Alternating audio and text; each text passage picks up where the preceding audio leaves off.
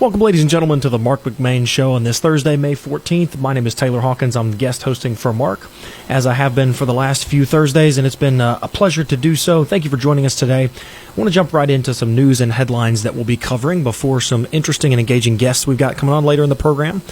One of those things is that the redistricting fight is really shaping up. I know we talked about that some last week.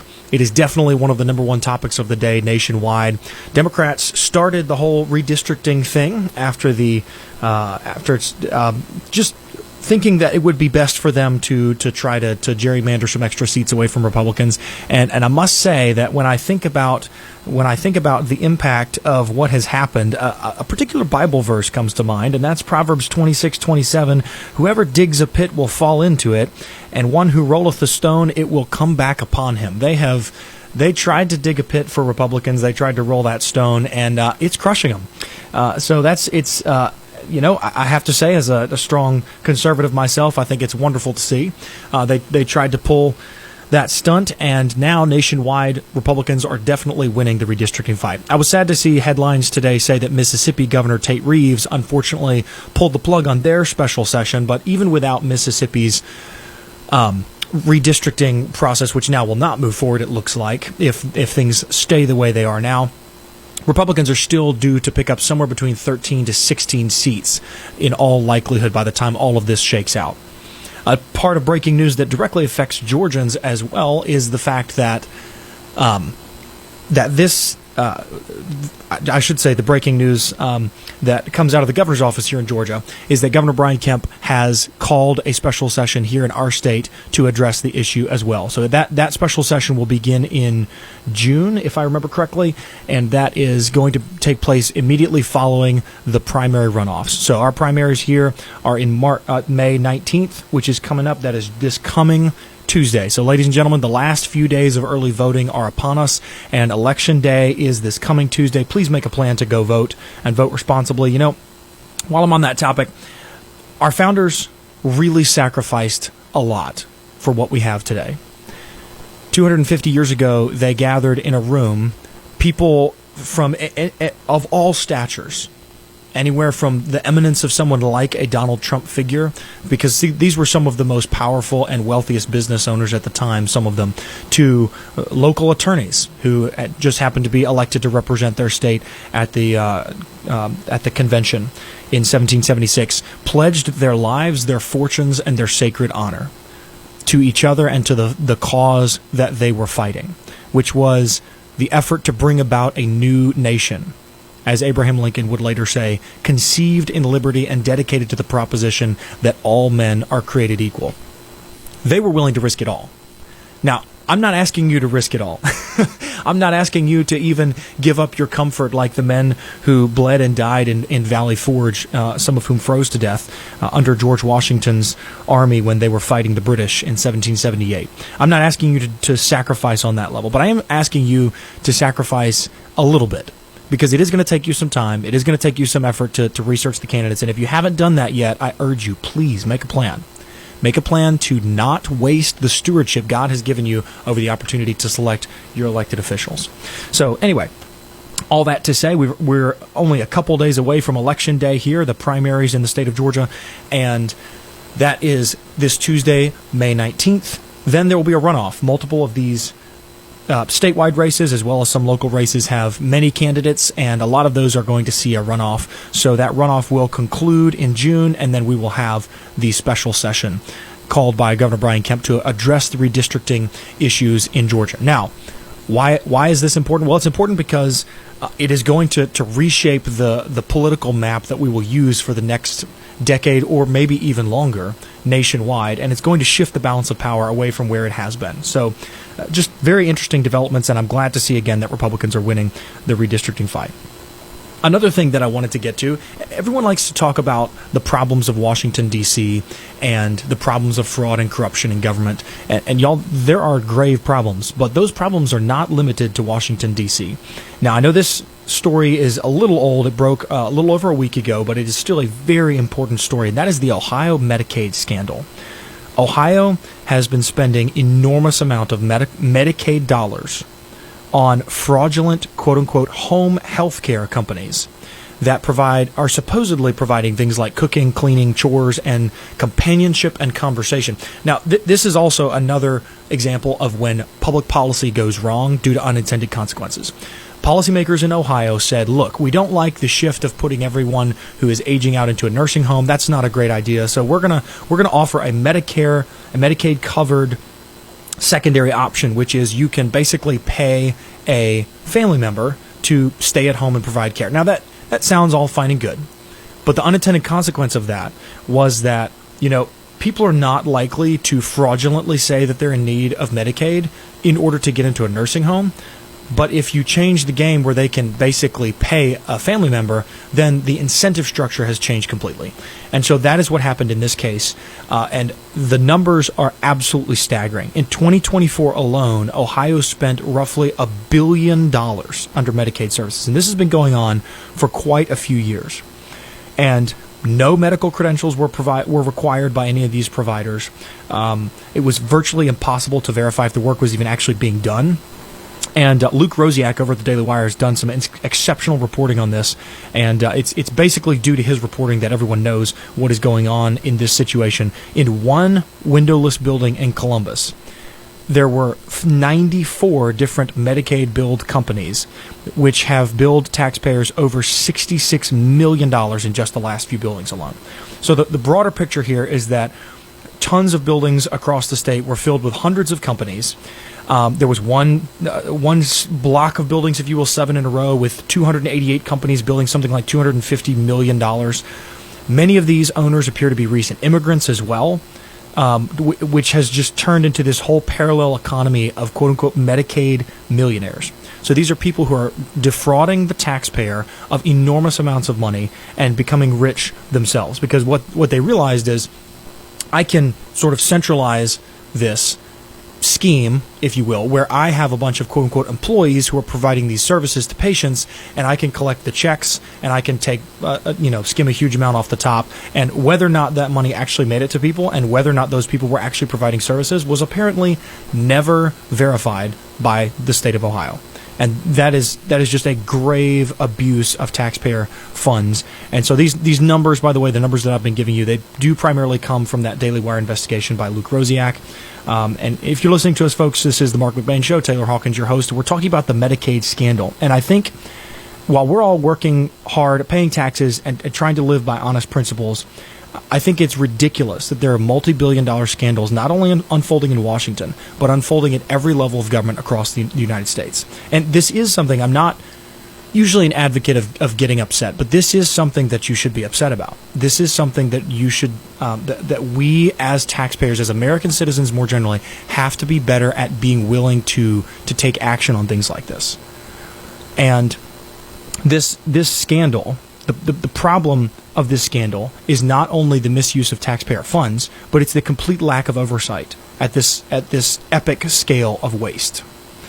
So one of the reasons this matters is because when conservatives are speaking about why we want small government, why we want accountability for government, why we believe that government should grow to this size, it's because of stuff like this. And I want to put this in perspective. We don't often talk about dollars and cents in a more emotionally laden terminology.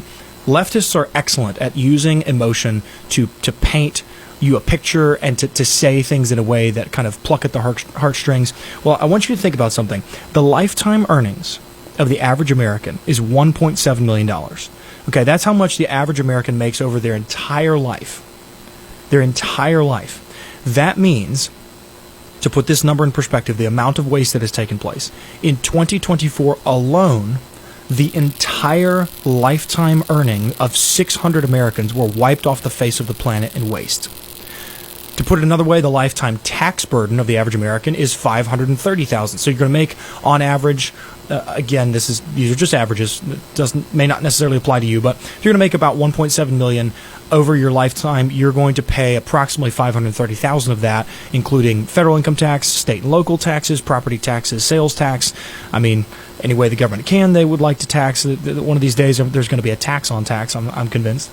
But so $530,000 is that number. That means the lifetime, every dollar that over 1,800 Americans will ever pay in their life was shoveled out the door in fraudulent payments that enriched these hucksters who are gaming the system. Those are real lives. And we have to think about it in that perspective, because as normal Americans, when we go out and we work, we are exchanging our life, if you think about it like that, our time, which is the main resource in your life.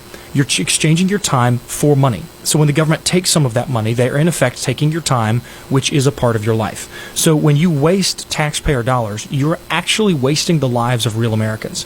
That is one of the reasons that conservatives push hard for accountability, for keeping costs under control, and for making sure that tax dollars are spent appropriately. And that's as it should be. Now, another thing we have to note here is the immigration and assimilation angle that is a part of this whole scandal. The reality is that so many of those who are involved in this problem are from immigrant communities who have created these parallel economies that don't assimilate or contribute to our nation through normal work. They are immigrating to this country with the desire to exploit loopholes instead of building self-reliance. And that is one of the core principles of this administration's push against immigration. It's not to be hateful. It is to follow the law, follow the Constitution, and protect American citizens and protect the American way of life. Anyone who ignores the immigration angle of this Medicaid scandal has their eyes closed, because 99%, that's not an exaggeration, 99% of the publicly listed names associated with these businesses that have been ripping off taxpayers, and again, these are Medicaid dollars, so that means it's not just Ohio citizens that are being ripped off. You and I are being ripped off as well. 99% of the publicly listed names associated with these businesses are foreign names. And the reality is that when you build a welfare system in the United States, based in the ethical reality of what used to be a high-trust society, that's what we have if you compare our system to other systems, other nations around the world, and then you import tens of thousands or even millions of immigrants from low-trust society with very little notion of ownership, very little knowledge that corruption and fraud are even evil, then I would ask, what do you expect? And we can contrast this with the Christian values of honest labor. For instance, 2 Thessalonians says, if anyone is not willing to work, let him not eat. And that, ever since the founding of this, even before the founding of this nation, when the Pilgrims came over in 1620, that's what Governor William Bradford had to enforce upon the population of the very first, some of the very first people to ever set foot on this country from Europe. Charity is a good thing, but coerced taxpayer-funded fraud is not compassion. And so we need to be able to see the national patterns here. I mean, this harkens back to the Minnesota daycare fraud, which is not all that long ago. It is a good thing to recognize that this administration has pushed for reforms for spending caps, verification requirements, ending the expansive Medicaid waivers that we have seen, this is a part of that problem. It's good to point to this issue and to realize that when conservatives talk about saving money, talk about reducing Medicaid, talk about reining in government spending, they're not doing so because they believe that charity is a bad thing or that compassion should not be a core way that we think about the world, but rather that it shouldn't be the core tenet of government policy. Government policy should be to reward the good and to punish the evildoer, as Romans 13 says. And toxic empathy is what happens when you say, we will rob Peter to pay Paul, and that creates perverse incentive structures that then end up, we find out Paul isn't actually doing the thing he's being paid by taxpayers to do. So billions of dollars down the drain in Ohio, and I'm sure many other states as well. Just truly a sickening situation. Fraud is theft, and compassion without discernment harms everyone. So this is one of the reasons why I enjoy being involved in politics, is because it gives you an outlet for things like this. You can talk to people and you can actually make a change both on the state and the national level. So ladies and gentlemen, you're listening to the Marc McMain Show. We'll be right back after this short commercial break to have an interview with a great man who's running for an office here in the local area. So stick with us. We will be right back after this.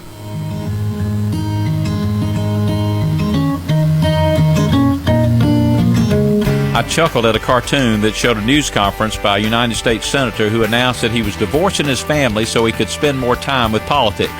We may laugh, but the truth is many people make that statement every day. Maybe not with words, but with their actions. In fact, if a politician retires from his work to spend more time with his family, it becomes the lead story, met with cynicism on the evening news, while the one who rejects his family advancing his career is commonplace. God tells us we should work hard to the glory of God, but He has clearly shown that we must have priorities. A relationship with God first, and family follows that. What does your focus tell you about your priorities? The Bible says that we have brought nothing into this world and we can take nothing out of it. It's good to focus on the things that last, like putting God first, and then family, and then people all around us that God loves. This is Bryant Wright, speaking right from my heart. Visit rightfromtheheart.org and click television to watch our TV spots. Storm damage can shorten the life of your roof, and here at Joshua 1-9 Roofing, we make sure your home stays protected. We're more than just a roofing company servicing Georgia. We're committed Christians called to serve God by helping others. After this year's wind and hail storms, we've helped dozens of homeowners just like you start the insurance process for a full roof replacement. Visit Joshua19roofing.com or call 770-701-9970 to schedule your completely free roof inspection and mention the Marc McMain Show for a $150 credit towards qualifying roofs. Hey, this is attorney Bart Bitton with Bitton & Bitton. I live and work right here in Monroe, Georgia, and I am proud to serve this area. If you've been hurt in a car accident, you don't need some out-of-town lawyer that treats you like a number. You deserve a local lawyer you can trust, someone who lives here, works here, and takes care of people. So remember this, if you're ever in a car accident, be smart, call Bart. Bitton & Bitton, local lawyers you can trust. Around here, there are 4 things folks hold close: faith, family, friends, and their Fords. That's what Loganville Ford is built on. We believe in treating people right, working hard, and standing behind every handshake. Because this isn't just where we sell cars, it's where neighbors help neighbors, and relationships matter more than numbers. Loganville Ford, built on faith, driven by family, surrounded by friends, and proud to represent Ford. LoganvilleFord.com. Are you looking for custom t-shirts, golf shirts, or uniforms for yourself or work? What about a family reunion, a fundraiser, or sports team? Whatever you're looking for, Chris and Debbie at Blue Hound in Monroe can help you. Real Country uses Blue Hound for our golf shirts and t-shirts. They do quality work and they're great folks. Blue Hound is located at 111 East Washington Street in Monroe. Go by and see what they can do for you or call 404-307-3664. That's 404-307-3664. Tell them April sent you. Ladies and gentlemen, we are back. It's the Marc McMain Show. I'm Taylor Hawkins, your host, filling in for Mark. And today we have the opportunity to hear from a guy who's running for state senate here in the local Northeast Georgia area. His name is Michael Brown. He's an attorney, and he joins us today. So, Michael, rather than me giving a big, long bio on you, why don't you tell the voters who you are and what the district you're running to represent, where it's located, and why you feel called into this role? Sure thing. Thanks, Taylor. I appreciate you having me here today. Well, you mentioned I'm a lawyer, but that's what I do. Who I am is I'm a father. I'm a Christian. I'm a lifelong resident of State Senate District 46, which is what I'm running for, and that is part of Clark, all of Oconee, most of Walton, and now little bits of Barrow and Gwinnett. And that happened with the last time we did redistricting, which apparently we're going to address again here in June. I'm running for this position because I feel like I'm a fighter, I'm a problem solver, and I'm a hard worker. I've been brought up to believe that service and giving back to a community is not only something good to do, it's something you should do. And I've done that in various roles over the years. I just want to do it at the government level now. Totally understand. Yeah, it's definitely something I think people should require of someone who asks, to represent them in an elected office, is to kind of see that passion for service and less so the title seeking. I know there's a lot of people who would just like to have that title. So what would you say, Michael, is your governing philosophy? Like, obviously you're going to be put in a situation where you have to make a lot of decisions for that, not just the people of this district, but that impact people across Georgia. What would you say your governing philosophy is? Well, as a lifelong conservative, first and foremost, I believe in small government. I heard you on the last session talking about the waste, fraud, and abuse uncovered in Ohio. We've seen what was going on in Minnesota. There's also been some hospice fraud that's been uncovered in Texas through independent journalism. And we'd be naive to think there wasn't the same type of issues here in Georgia. like you said, charity, empathy. Those things are important. But what the government needs to do is create a role where spending is limited, we keep money in our families' pockets, and the programs that are meant to help people are going to help people, so that there's oversight, there is accountability, there is transparency. It's interesting that you mentioned money staying in families' pockets. I'm sure you probably heard about Governor Gavin Newsom's diapers plan. He's got this great plan that's going to help families, and that is he's going to give away diapers to families with newborns for, I think it's 6 weeks or something like that. It's honestly, it's not all that long, but come to find out, the amount of money he's spending on that is more than 3 times the actual cost of the diaper. So instead of just letting people keep their own money, instead of cutting taxes, what we're going to do is we're going to spend an enormous amount of money, which we all know that's going to go to some NGO, some person that he knows runs a pet project, and they're going to skim 2/3 of that right off the top. I mean, can you talk about, like, does your passion for seeing small government and seeing things like that reined in, what does that look like in terms of this office and making sure you can provide some oversight and accountability to make sure stuff like that never happens? Sure. So as a father and a businessman, I have to look at how money is spent in my personal life and my professional life every day. And I know that purse strings are tight across the district, across the state. And you have to look at why that is and how we can address it. The Georgia tax code has been described by many as Swiss cheese. It is full of loopholes, exceptions, corporate carve-outs, the things that take money out of your pocket, my pocket, our family's pockets, and basically are corporate giveaways. We should be Georgians first, businesses second. And so if we start focusing on that, how do we limit government spending and bring in the money we should from the folks that we should? We don't have a revenue problem, we have a spending problem. And that's true on the state level, the local level, and the federal level. I love that. And it really is true. It's something that can't be said enough. We don't just have a revenue problem, we have a spending problem. We can't just continue to cut the taxes without cutting the way that government spends, especially on a national level. So I want to talk a little bit about what issues that you think matter to voters in this district, either because they're things that they've talked to you about or things that you feel that you're passionate about. What are the issues you feel like you want to address if you were elected state senator? Sure. So one of my pet things when I started to run, it's been handed down through me, is the importance of education and how that builds community, really drives people forward. And I could talk about that for a long time, but what I've learned talking to people in the district, and it goes back to the economy. What can we do to help Georgia families now? Property tax has been the hot button issue, no matter if I've been in Monroe, here in Good Hope, in Watkinsville, all across the district. Everybody seems to feel like we're being crushed by property taxes. It is the only tax on an unrealized gain in our entire system. It's punitive, and it just keeps going up and up and up. I know personally, I've just seen my mortgage go up and up and up, and it's based on increase in property taxes, and it's based on increase in insurance, which dovetails to another issue that I think is important, which is ongoing tort reform.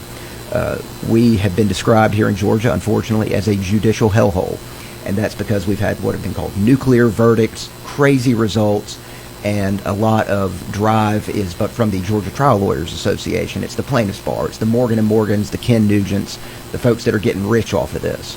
And they're the ones getting rich, not the people that have been injured, but the lawyers who are representing them.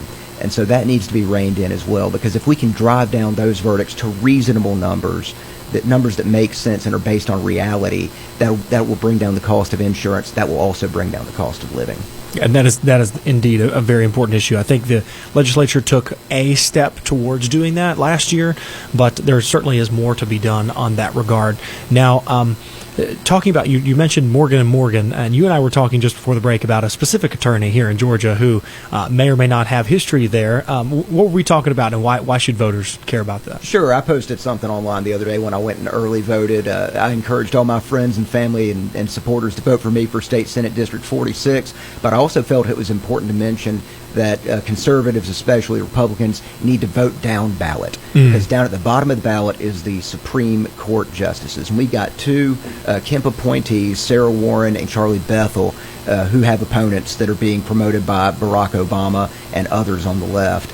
that we cannot have win election. Which right now, if you look at turnout, I looked this morning, 380,000 Democrats have turned out, 307 or 8,000 Republicans have turned out statewide.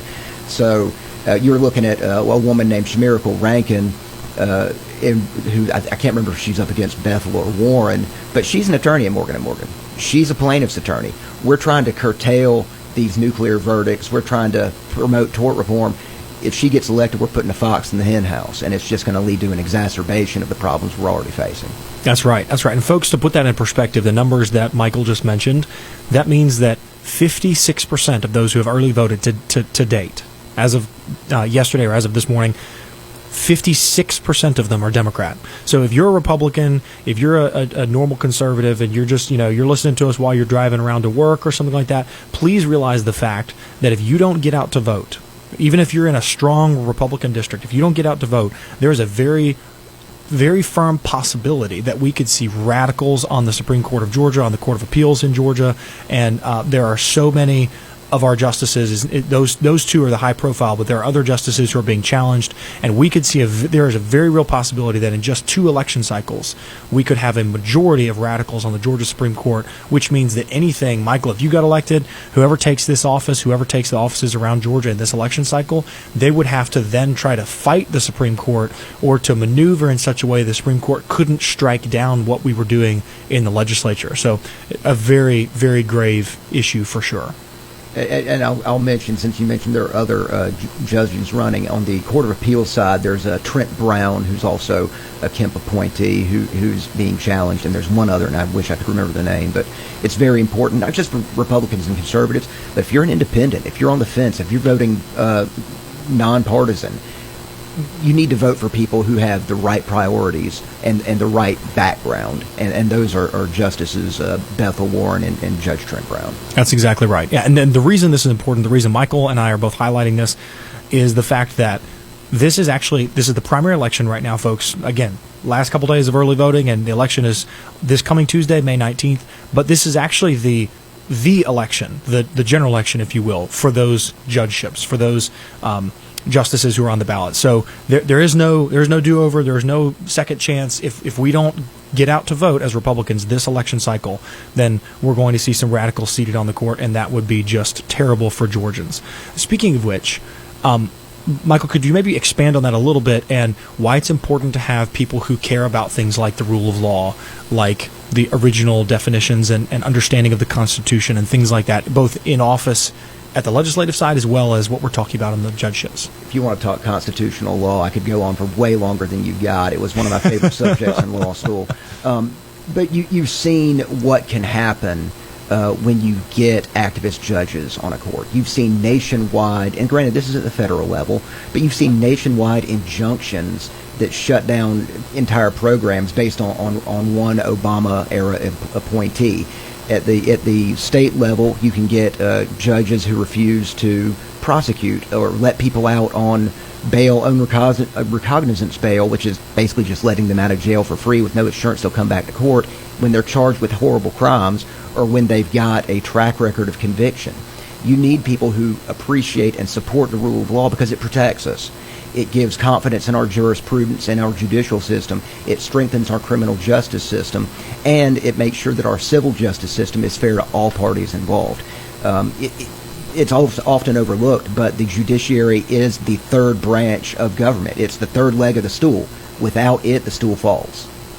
So I appreciate that. That is well said. So we've talked about your passion for the issues of both originalist judges as well as legislators, those who understand the Constitution, and education. Are there any other issues that particularly fire you up or that you're eager to work on if you're able to take this office? I think the biggest thing is going to Atlanta to serve this jurisdiction, serve this district. The whole point of being elected is to be available, transparent, and listen to those who have placed their trust in you. So that's what I'm passionate about. It's service. It's helping push Walton, Oconee, Clark forward. It's finding good policies, good procedures. I've been called by people with various issues. Everybody's got different points of view. Everybody's got different things that are important to them. But as their elected official, as their representative, you've got to be willing to listen. And you've got to be willing to take stands and do what's right and push back against what's wrong. And I'm the man for that job. Well, I certainly appreciate your passion for that, because that is definitely, service is what elected officials should care about. It is. Anything you want to leave us with as we're in the final minutes of this interview? What are the things that that you want voters to make sure when they're going to the ballot box that they know about Michael Brown? You started out with, I'm a lawyer, and I told you that's what I do.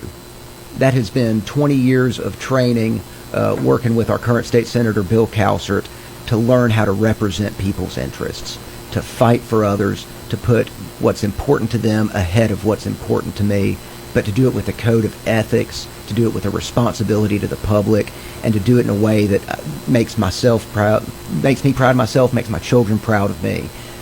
I wouldn't do this if I didn't want the best for my family and the best for all the families in this district. And again, I think that a vote for me is a vote for good governance and prosperity for all our families in the future. We're certainly blessed in this area to have people like yourself who are willing to step up and run for offices. I don't ever want people to take that for granted. I've been involved in over a dozen campaigns in the last few years, and not all of them were nearly as civil as the one that you're engaged in right now. So I certainly appreciate that, and I appreciate you taking the time to come give our audience a brief look at your perspective and what you're asking for as you seek to represent the 46th district here in the state Senate of Georgia. So, Michael, thank you so much for your time. Thank you, Taylor. I really appreciate you having me. I've enjoyed meeting you over this campaign process, and it's great to talk to you today. Thanks. I appreciate it. Well, folks, that was Michael Brown, who's running for the 46th State Senate District here in the state of Georgia. And really, like I said, certainly appreciate men like him who step up and who want to not just represent their district, but serve it well. So I'll take the opportunity just before we cut to commercial break to give one more plug. It is just a few days until the close of this election cycle. It is primary season here in the state, and Election Day is Tuesday, May 19th. So please, if you have not yet, make a plan, get out there, go vote, and vote responsibly. This is Taylor Hawkins on the Marc McMain Show. We'll be back right after this.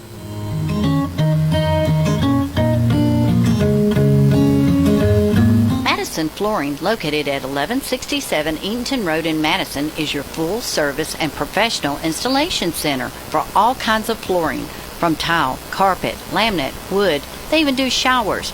They have granite and quartz countertops.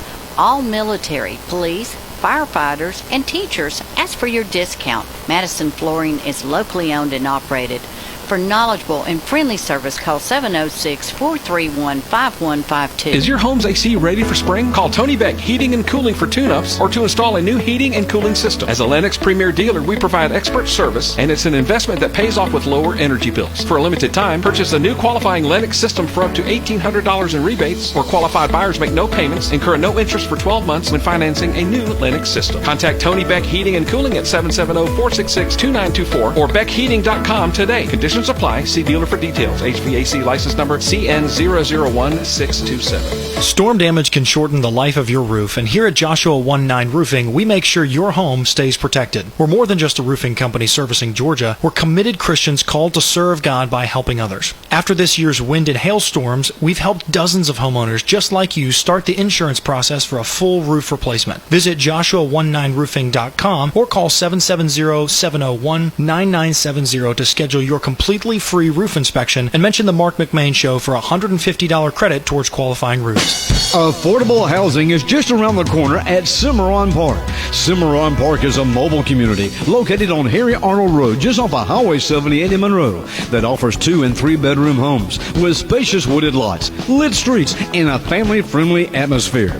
Some homes are for sale with available financing. Call James for all the details. 404-401-1068. That's 404-401-1068. Or go to CimarronPark.com. Enough.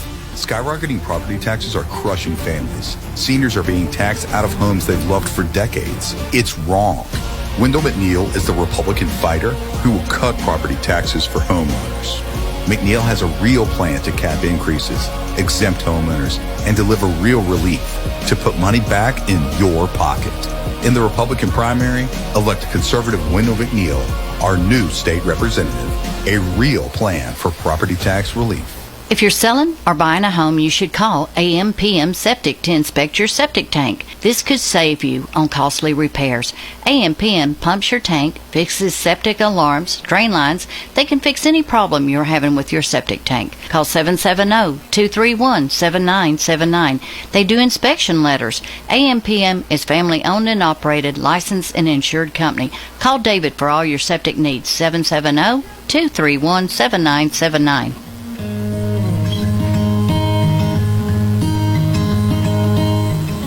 Ladies and gentlemen, welcome back to the Marc McMain Show. My name is Taylor Hawkins, filling in for Marc. And just before we go to our next guest, I want to make a mention that Congressman Mike Collins was scheduled to be on the show today. He has actually had to schedule and cancel several times, but he did make it a priority to do his best to reach out to our audience and to give his message. So I just wanted to mention that he unfortunately had to cancel due to some committee responsibilities that he had today. And I will just say that while I'm not personally making endorsements in many races across the state, Mike is a wonderful man, and he is a hard worker. His tagline is the conservative workhorse, and I just love the fact that he was willing to stay in the committee and do the work rather than duck away for a media hit. I mean, it's important, obviously, to be able to spread his message as he's running for U.S. Senate here in Georgia, but he cares passionately that the person who represents his district, and he is currently the congressman from Georgia's 10th, is someone of integrity who actually does the work. And that is so rare in Congress. So I just wanted to give him a shout out and appreciate so much the work that he's doing on the federal level for Georgia and for the United States. Up next, we have a great interview. A friend of mine, Jacqueline Harn, is the communications director for an awesome organization here in the state called Greater Georgia. Jacqueline, are you there? Hey, Taylor. Thanks for having me. Oh, it's our pleasure to have you. Thank you so much for taking time. I know you wanted to talk about this cool new project that you've got that highlights what's going on this election cycle. So please tell our listeners more. Yes, so last week we launched gajudicialguide.com. So essentially it's a judicial voter guide for Georgians to educate voters on races on their ballot that they probably know very little about. At the bottom of every ballot, whether you're pulling a Republican, Democrat, or nonpartisan primary ballot, there are 4 races for the Georgia Supreme Court and the Court of Appeals. And we are encouraging Georgians to support our incumbent justices because of their respect for the rule of law and use of judicial restraint. And we're trying to do our best to educate Georgians on those races because, like I mentioned, most people don't know anything about them. That's right, and it's an unfortunate reality, but if you could maybe highlight a little bit why this was important to Greater Georgia. Why now? Why spend money and time and effort raising awareness about this in this political cycle? So Greater Georgia was founded with a 3-pronged mission of registering, educating, and mobilizing voters across the Peach State. And so this ties right into that educating voters mission of making sure that Georgians know exactly what's on their ballot. This year, so our incumbent justices currently up for re-election, Charlie Bethel, Sarah Warren, Elizabeth Gobeel, and Trenton Brown.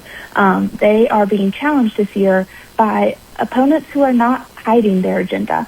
When you're serving on the bench and in these courts, you're supposed to be nonpartisan. You're supposed to respect the rule of the law. And these opponents aren't hiding their agenda at all. They have a political agenda, and they want to be able to use and mobilize the courts to impose that agenda on all Georgians. And I don't believe Georgia voters know exactly how much these courts influence their everyday lives. They handle major legal and constitutional questions that affect our daily lives, looking to influence public safety, election law, business regulations, constitutional protections, all of the above. And so we're just making sure that Georgians don't skip because it is at the bottom of the ballot, past the party questions, that you have the chance to vote for these judicial races, as well as local ones too. And so by launching this voter guide, you're able to actually go on the website, type in your address, and you can see every judicial race in your area that you'll have the opportunity to vote in. Yes, and I appreciate that, Jacqueline. Once again, that website is GA. Could you repeat that website for us one more time? Yeah, gajudicialguide.com. gajudicialguide.com. And you and I are both on the younger side of political operatives here in the state, but we've also both been involved in over a dozen campaigns statewide. Could you maybe mention again a little bit why? So this is obviously you're passionate about making sure people know the track record of both the incumbent justices who've done an excellent job, who followed the law, and also their more radical activist opponents, and maybe highlight a little bit how often folks don't even know what's on the ballot, and while that's not necessarily their fault, and there's a lot of reasons to be frustrated at what's going on in politics, why this matters to them. There's no question that there is a lot on our ballots this year, and while that's for sure, a lot we of names. obviously. Exactly, and we work in politics, and so sometimes I feel like we are in our political bubbles of course everyone knows, right? Everyone knows to go online, find their sample ballot, and research all the candidates to make sure they know exactly who to vote for. Your average Georgian sometimes doesn't have the time to do that. And we're being inundated right now with political ads on streaming services, Facebook, Meta, everything. And so we're just trying to step in and make sure that we're able to give them a clear guide of this is a race that you may not know how much it impacts your life or how much it will impact your future life. We've seen in states like Wisconsin, we've seen, while it's a federal court, I believe I heard the desk before me talk about this, how much these judges, when they try to take an activist approach and are very clear about their opinions on certain topics before they even get on the bench, which is a conflict in itself, we see how much that can impact a state over time. And so this election on May 19th, this is actually their general. This is not just a primary. We don't get to vote on these again. This is their general election. And so we're just trying to make every effort possible to contact Georgians. We actually have phone banks going on, one tonight and one on Monday night, to just contact them and remind them, hey, there's a lot on your ballot. We know that, but please don't forget about going all the way down to the bottom. And we're trying to step in and make sure they have all the tools before them to see exactly, here's your incumbent judges, here's what they have done on their years on the bench, and here are their opponents, and here is what they aren't hiding it. It's not hard to find if you research their opponents right now, exactly what their agenda is and what they're trying to do. And so we're just trying to put it right in front of them so it's very easy for them to read the difference between the two.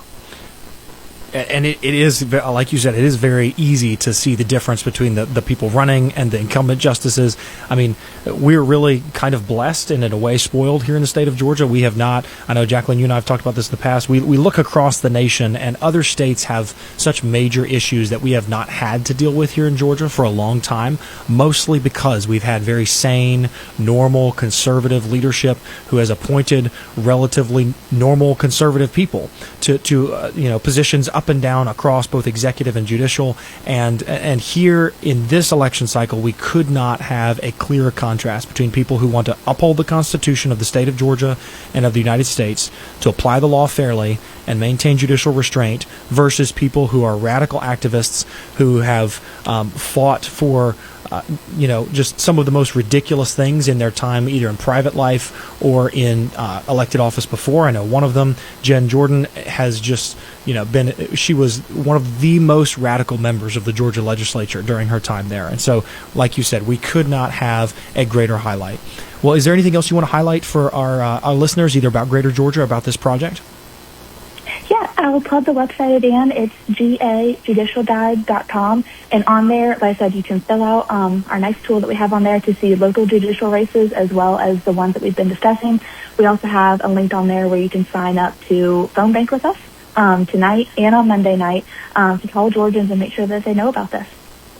Well, thank you so much. I really appreciate you taking the time to join us, folks. That URL once more is gajudicialguide.com, and I really would encourage you, get involved. It doesn't have to be Greater Georgia, but get involved with some organization. Greater Georgia is a phenomenal organization. They do great work statewide to make sure that Georgia is represented by good conservatives. So, Jacqueline, thank you so much for taking the time to inform our listeners. I appreciate it. Thanks, Taylor, for having me on. Absolutely. Well, folks, that was Jacqueline Hart, Communications Director with Greater Georgia. I so appreciate her coming on to fill you in on how you can be more informed, because let's face it, listening to news does not always equate to being more informed. there's just as much misinformation as there is actual information being spewed in the news. And unfortunately, there's it feels like a rising number of people who, with a right-wing, quote-unquote, or even conservative standpoint, who also have their own axe to grind and who are drifting away from the truth and much more into editorializing and to hiding the truth instead of bringing the truth. So it's important to seek opportunities to inform yourself about who's on the ballot, why they're on the ballot, and what, separate fact from fiction on these things and be an informed voter. So you heard it from me. You heard it from my guest Michael Brown earlier, who's running for Senate. You heard it from Jacqueline Hard. Please make a plan. Go vote all the way down the ballot, and vote to keep our incumbent Georgia justices so that we actually continue to have Supreme Court, appellate court, and justices up and down who uphold the Constitution, who follow the law, and who care about making this state the best it can be, and do not just legislate from the bench, but who actually fulfill their constitutional role. Folks, you're listening to The Marc McMain Show. I'm your host, Taylor Hawkins. We'll be right back after this short commercial break for another interview. Stick with us.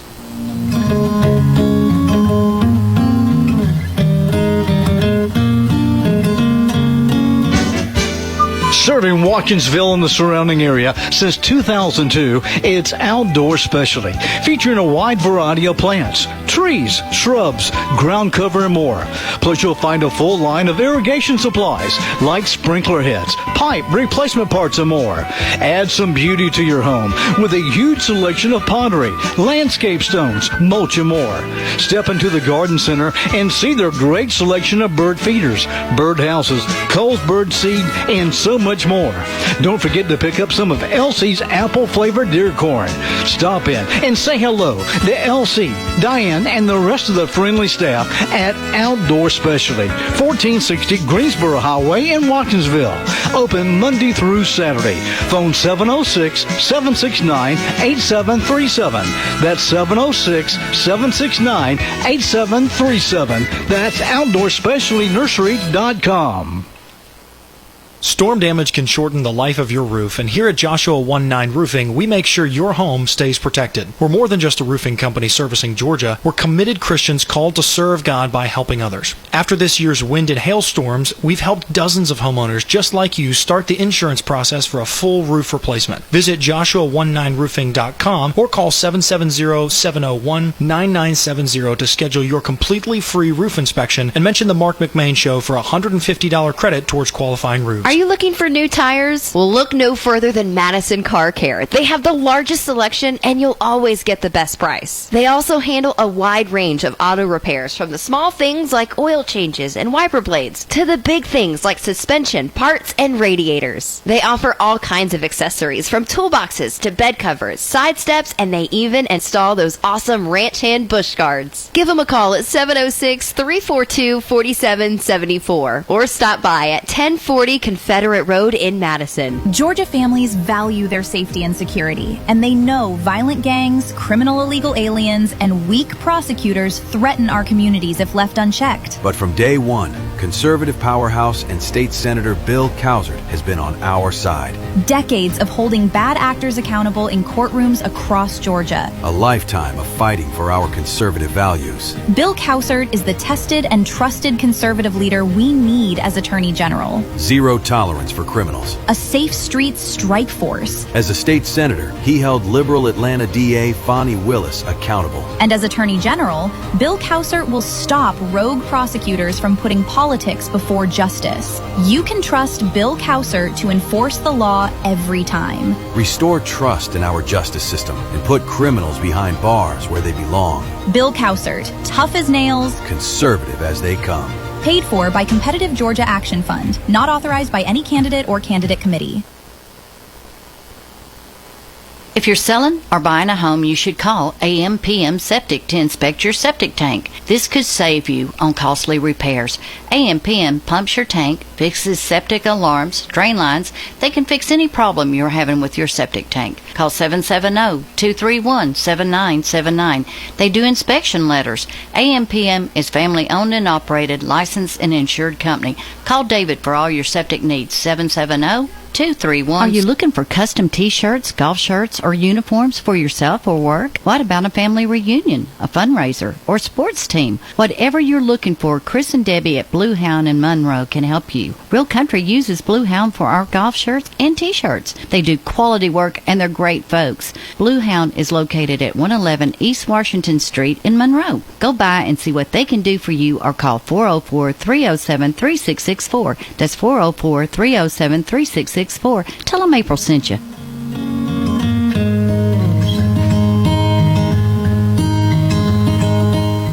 Welcome back to the Marc McMain Show, folks. I'm your host, Taylor Hawkins, filling in for Marc today. Got a couple of things I want to highlight real quick while we wait to get a potential guest on the line. It's just ridiculous to see that in response to what has happened nationally on the redistricting side of things. So, of course, you've got the Democrats started the whole redistricting thing back when they realized the House wasn't maybe as secure as they hoped. Didn't go their way, and now red states are redistricting as well there and getting rid of some past gerrymandered districts. And now in response to what looks like is going to happen, which is that we're going to see a wide number of Democrat districts just completely basically vaporized across the country as red states redraw their lines. Now, after the Calais decision removed the Voting Rights Act unconstitutional restriction on states to basically racially gerrymander, as opposed to just doing so on the basis of partisanship.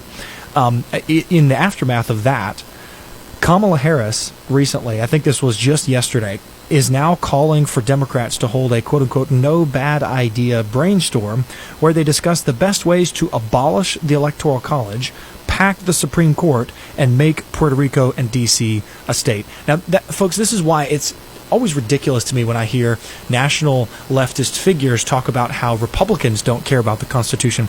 Here you have a losing presidential candidate calling for the end of the constitutional process for selecting a president. Now, I don't know about you, but that definitely feels like somebody who does not care about our constitutional norms and our way of life here in the United States. It sounds like someone who's willing to do absolutely anything to see their ideology take front and center. And it's an ideology, once again, that is willing to sacrifice these constitutional norms in order to get what they want, in order to seize power. And that in itself is very dangerous. So, folks, now we're going to pivot, and we've been able to get our guest back on the line. I have the pleasure of interviewing Ryan Millsap, who is running for Congress in Georgia's 10th Congressional District.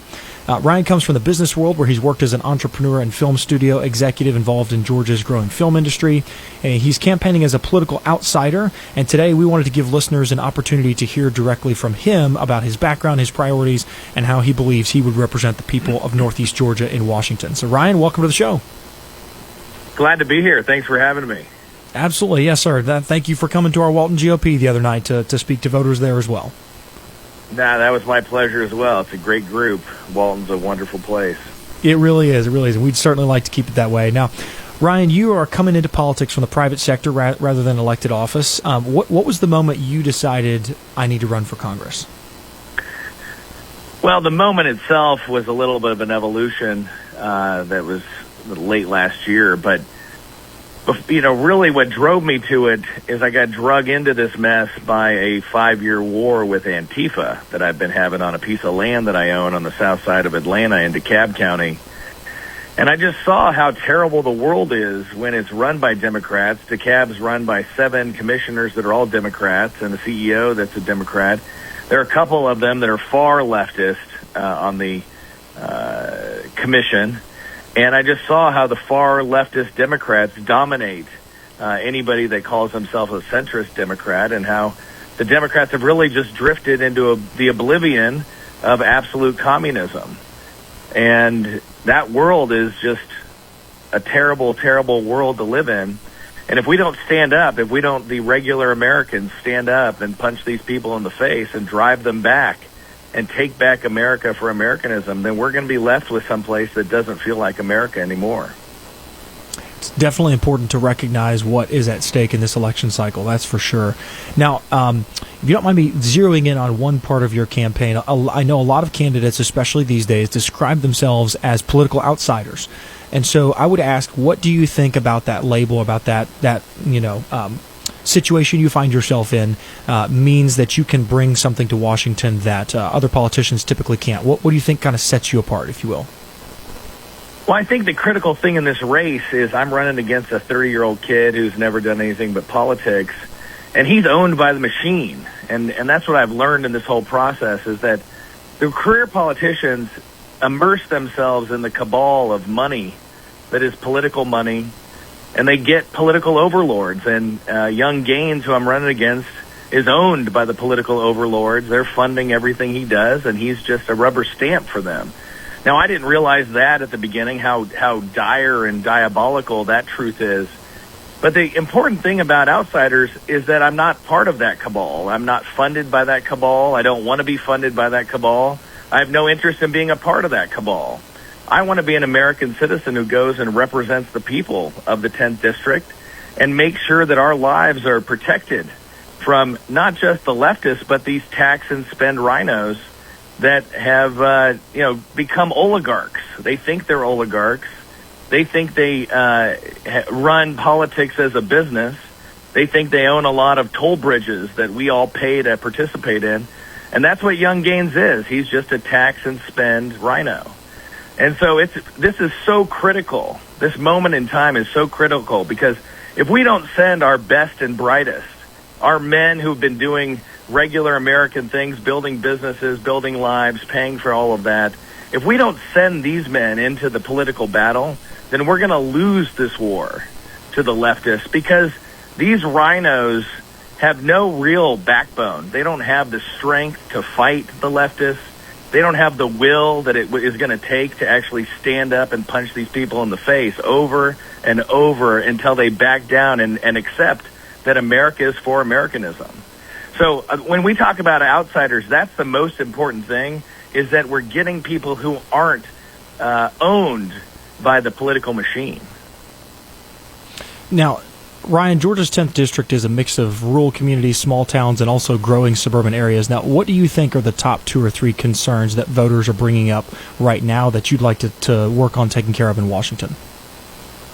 Well, I mean, number one is the waste, fraud, and abuse that is being perpetuated by the flywheel of fraud. Now, the flywheel of fraud starts with illegal immigration, so we need to shut that door, nail it shut tight, and then we need to get every illegal alien out of this country, because they're being abused by the leftists for leverage to get more political power in this country. So it's not just about the illegal immigrants themselves. It's really about how the illegal immigrants are being used by the leftist commies to gain political leverage. So we have to crush that whole system.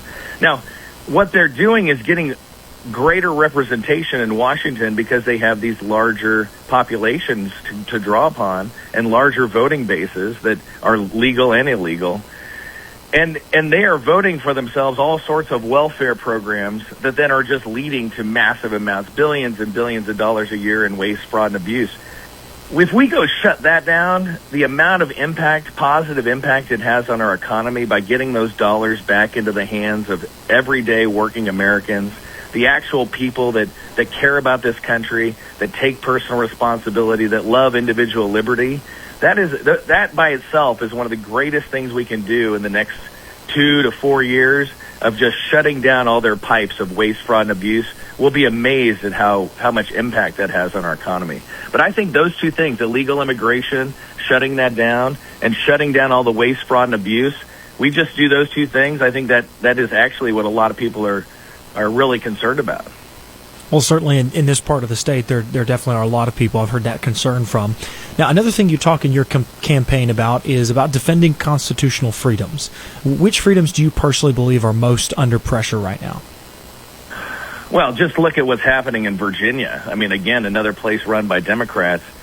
They don't have any respect for the Second Amendment. They don't have any respect for the First Amendment. I think they would gladly take away our right to have free speech. I think they'd gladly take away our guns.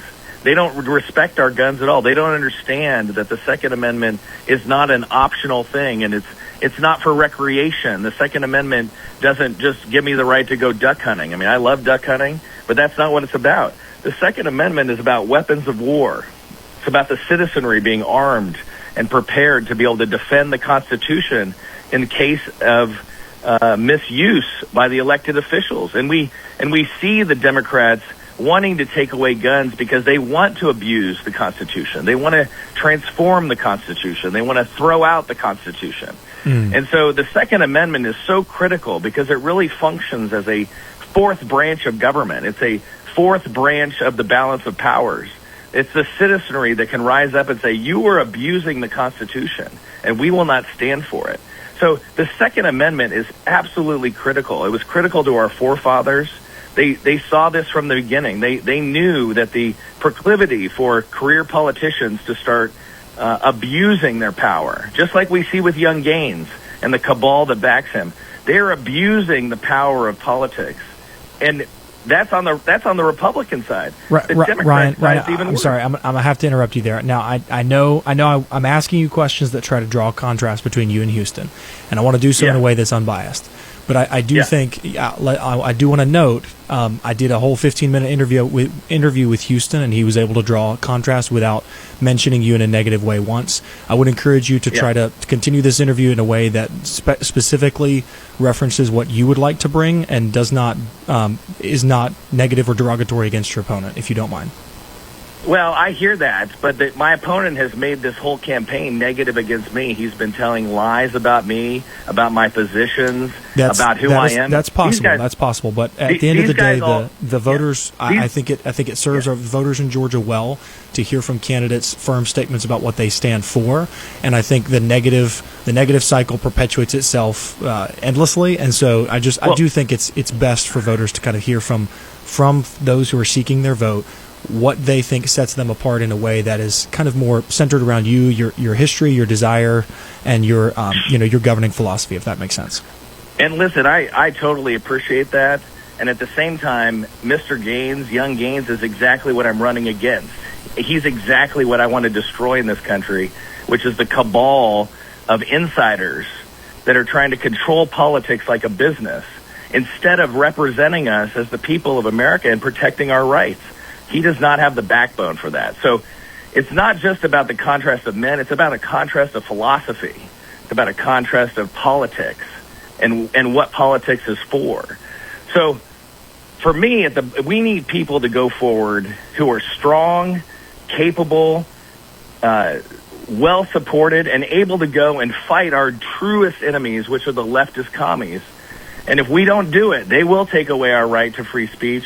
And they will take away our guns, I promise you. Well, there's definitely something that we can agree on. So we're unfortunately out of time, but Ryan, thank you. I appreciate your time, taking the time to inform our audience more about your mission, and good luck on the campaign trail. I appreciate it. Thanks for the time. Yes, sir. All right, bye-bye. Bye-bye. All right, ladies and gentlemen, just before I close up, I do want to unfortunately have to correct the record on some things Ryan said. I want to be able to draw a contrast. I want this show to be informative to our listeners, but I do think Ryan unfortunately stepped over the line. I know Houston Gaines personally, and again, while I'm not making many endorsements in this race because I knew that I was going to have to interview some of these gentlemen, I do want to state that I believe that in no way is what he said representative of Houston, who is someone who has served his community well. I don't think there is a cabal. I think there oftentimes are people who make corrupt judgments, but to make the level of kind of accusations that Ryan did, I believe that facts and evidence are required. And as I said in our interview, I think the most important thing is that those seeking your vote are willing to come on platforms where they can face you, sit down across the table, so to speak, even across media, and tell you in concrete terminology what they stand for, not just what their opponent is and the kind of person that they stand against. So did want to correct the record there. I would encourage everyone to do your research on this race as well as other races across the state as we head to the polls this coming Tuesday, May 19th. Once again, just throwing it out there. Final plug before we close the show. So, ladies and gentlemen, thank you so much for joining us. Really appreciate your time. Hope you leave today's show a more informed and engaged citizen, someone who cares about helping their community. This has been the Marc McMain Show. I'm Taylor Hawkins, your host. Join us next time.